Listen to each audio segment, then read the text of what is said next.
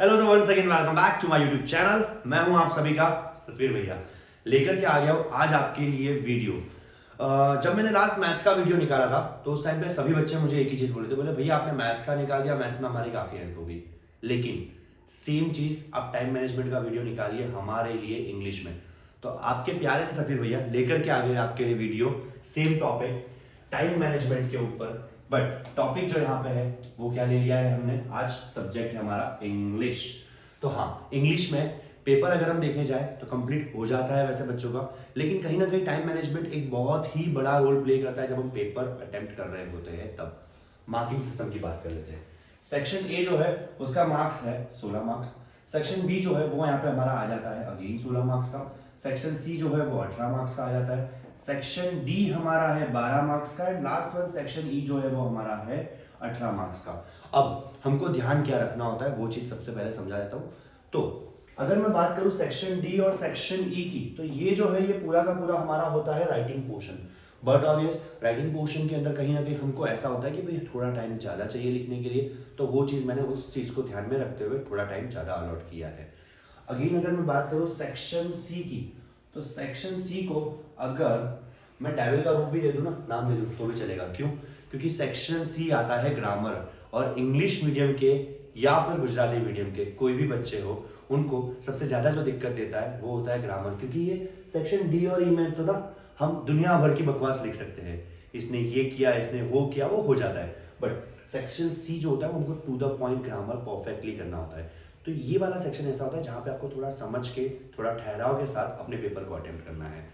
Next section की बात करें, सेक्शन ए और सेक्शन बी की, तो अगेन ये वाला जो वो इतना ट्रिकी पोर्शन नहीं होता है। आपको क्वेश्चन अटेम्प्ट करने होते हैं तो वो इजीली हो जाते हैं।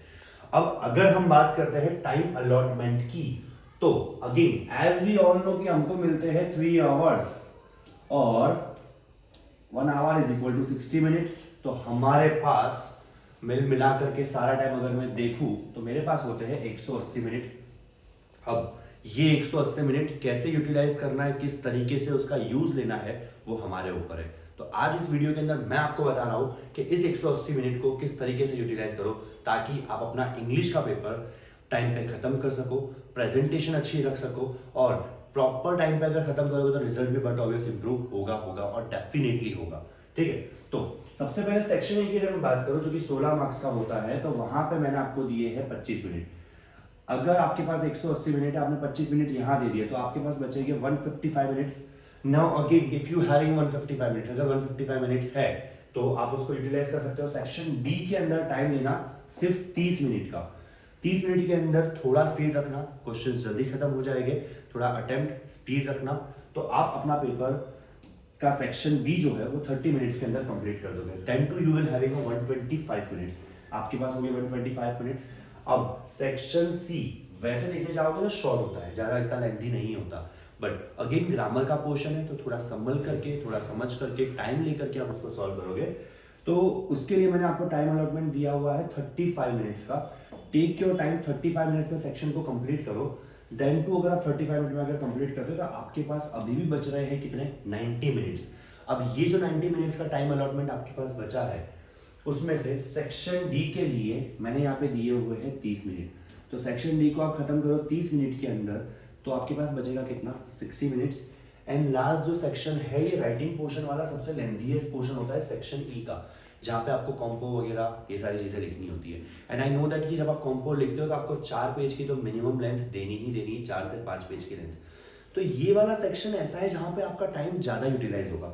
इसके लिए ओवरऑल टाइम अलॉटमेंट में सबसे ज़्यादा टाइम अलॉटमेंट मैंने यहाँ दिया हुआ है 45 मिनट्स का। अगर 45 मिनट्स में आप अच्छी खासी लेंथ दे करके अपना क्वेश्चन कंप्लीट करते हो, then to you will having 15 minutes. अभी भी आपके पास 15 मिनट बचे हैं वो 3 घंटे के पेपर के अंदर। अब आप ये सोचोगे कि भैया 15 मिनट बच गए, 15 मिनट में क्या करें। मैंने आपको लास्ट वाले वीडियो में भी बताया था कि लास्ट के अगर 15 मिनट या 20 मिनट पहले आप पेपर पूरा करने का प्लानिंग रखोगे तो definitely it will going to work for you. कहाँ से और किस तरीके से वो आपको हेल्प करेगा वो समझा देता हूँ। तो यहाँ पे अगर मैं देखूँ तो मेरे पास लास्ट में बच रहे हैं 15 मिनट। वो 15 मिनट को मैं 2 पार्ट में स्प्लिट कर देता हूँ। एक 10 मिनट का मैंने स्लॉट बना दिया और दूसरा बनाया 5 मिनट वाला स्लॉट। अब 10 मिनट जो मेरे पास एक्स्ट्रा है, टोटल 15 मिनट है, उसमें से 10 मिनट में मैं क्या चीज़ करने वाला हूँ, तो मेरे पेपर के अंदर प्रेजेंटेशन का देखूंगा, मैं ध्यान दूंगा कि प्रॉपर तरीके से प्रेजेंटेशन हुई है या नहीं हुई है। दूसरी चीज़, मैं रीचेक कर लूँगा मेरे पूरे पेपर को कि कहीं पे गलती तो नहीं हो गई, कहीं पे कोई क्वेश्चन छूट तो नहीं गया, क्योंकि काफ़ी बार ये होता है कि हम ये सोचते हैं कि ये वाला क्वेश्चन हम बाद में अटेम्प्ट करेंगे, लेकिन हम भूल जाते हैं। तो पेपर जल्दी फिनिश कर लोगे तो आप रीचेक कर पाओगे पेपर को और ऑन टाइम पेपर पूरा भी हो जाएगा। तो 10 मिनट के अंदर हमको क्या करना है, 10 मिनट के अंदर हमको प्रेजेंटेशन के ऊपर ध्यान देना है, 10 मिनट के अंदर हमको पेपर को रीचेक करना है ताकि वो हमको कहीं पर दिक्कत ना दे। लास्ट वन, बाकी की जो 5 मिनट आपके पास बच रही है वो 5 मिनट आपकी वैसे भी चली जाएगी सिग्नेचर करने में, बारकोड्स वगैरह लगाने में। बिकॉज जब टीचर्स आते हैं इंस्ट्रक्शन देंगे आपको, बारकोड लगाना होगा, ये करना होगा, वो करना होगा, बाकी काफ़ी सारी चीज़ें होती है, ठीक है। तो वो सारी चीज़ों में आपका 5 मिनट वेस्ट हो ही जाएगा। तो इस तरीके से आप अपना पेपर ऑन टाइम पूरा कर सकते हो with the proper time utilisation. And at the end of this video, हालांकि एक और वीडियो आने वाला है बहुत जल्द, उसके ऊपर मैं भी एक छोटा सा वीडियो और बनाने वाला हूँ, लेकिन eight the end of this video एक चीज़ बोलूँगा, all the best for your exam. और इंग्लिश के पेपर में मैं एक ही चीज़ बोलूँगा कि आपका इंग्लिश का पेपर आ रहा है तो इंग्लिश के पेपर में ऐसी परफॉर्मेंस करना कि फाड़ के आना पेपर, काफ़ी अच्छी परफॉर्मेंस होनी चाहिए आपकी, ठीक है। So wish you a very very very all the best for your exam and hope so कि आप अच्छी तरीके से अपनी एग्जाम्स को लिख सको, ठीक है। तो थैंक यू सो मच, मिलते हैं अगली वीडियो में, थैंक यू।